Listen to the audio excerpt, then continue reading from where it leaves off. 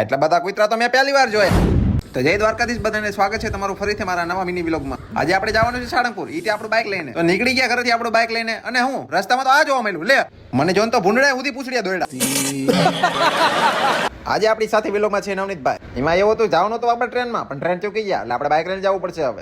માળોદની સીમમાં તો આટલા બધા કૂતરા જોવા મળ્યા. શી ખબર આજ કોકની બાયડીના હરી કેરી લાગે કોકે, એટલે આ બધા ભાઈઓ ભેગા થયા લાગે. તું સમજા?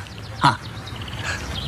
નહીં, તું સમજા નહીં. એમાં તો આપણે વસ્તડી પહોંચી ગયા. પહોંચીને તો પેલા કરી લીધા માતાજીના દર્શન. આપણે જવાનું હતું વસ્તડી ઉપર થઈને.